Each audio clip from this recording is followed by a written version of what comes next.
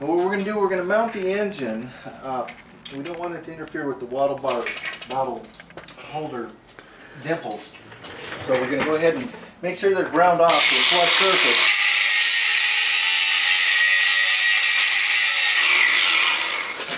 So that the rear motor mount is going to go flush to the frame there.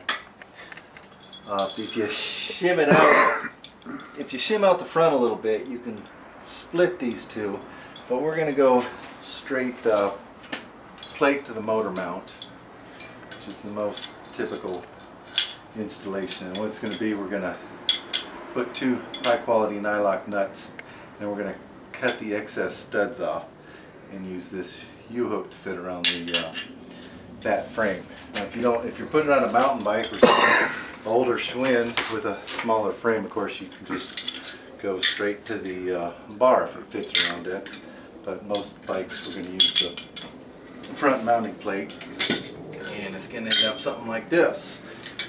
When we're done, we're ready to go with these nuts tightly securing the plate to the front of the engine. Now, the reason why I have the carburetor on right now is I want to show you on a good engine mount. The optimal mount is you can have the carburetor facing downwards just slightly. You don't want it tilting back. Your air filter will get dirty really quick if you do that. This seems to keep everything a little cleaner, and it requires your air filter, you won't have to clean it quite as much. So we'll go ahead and put the front and the back mounting plates on, the U-hook, and I double nut everything. I don't use Loctite at this part, on this part, because everything is double nutted with nylock nuts on the outside. Therefore, doesn't matter how much riding you do, how much vibrating, they're not going to come undone.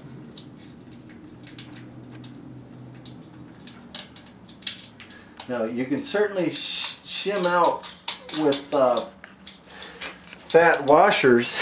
You can shim this out and then cut less of the studs off, so that just depending on what type of frame, you can go to the Napa Auto Parts and get an 1.5-inch muffler clamp and have a little better quality. But this, I found, what's supplied in most kits works well as long as you take the extra effort to install it properly.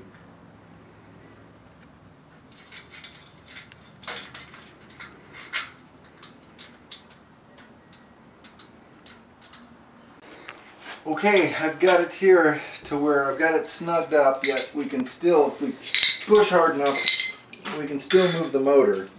Now what I like to do on beach cruisers is I like to have the motor offset just about 1/4 to 1/2 inch, just to keep the white walls looking pretty, so that the oil from the chain, hopefully you're going to oil it, but it takes longer to mess up the white walls.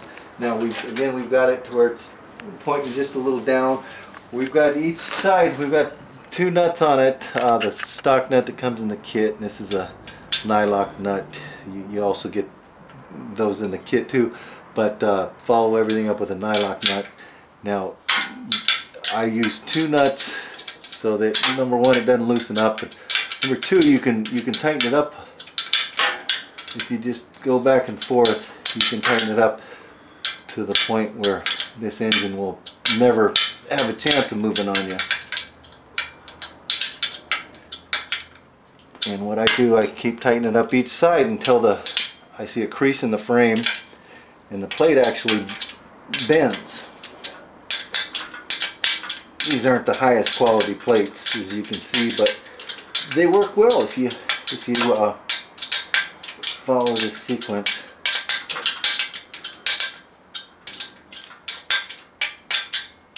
See that crease starting to form in the bicycle frame? I'm going to check it again as far as alignment, and again it's about 1/4 to 1/3 inch to the left, which is looking great.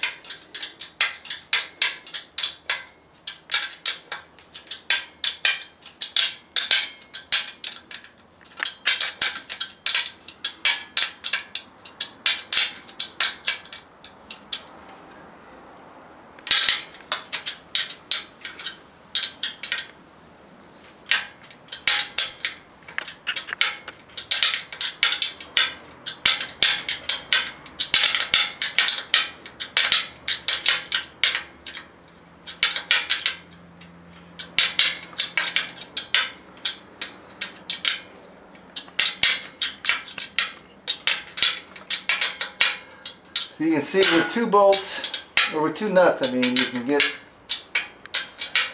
it down a lot tighter than just with one. That's how we bent the plate a few degrees. So we'll do the same thing to the back. We'll get that just as snug. Now, what you don't want to do is tighten up the front or the back all the way and force the other mount into position, because then you're going to just put too much stress on the frame. You want the engine to mount naturally to the frame without forcing any of the frame pipes.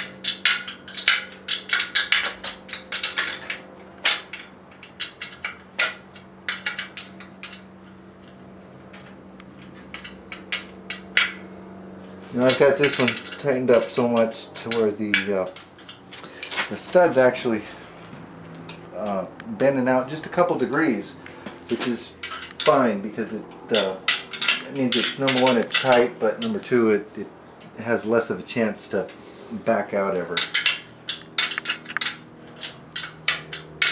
Because the way these are, the nuts will never vibrate out, but you want to check them every now and then to make sure the studs never back out. If they ever do, make sure you get thread lock in there. Don't keep messing around with a problem like that.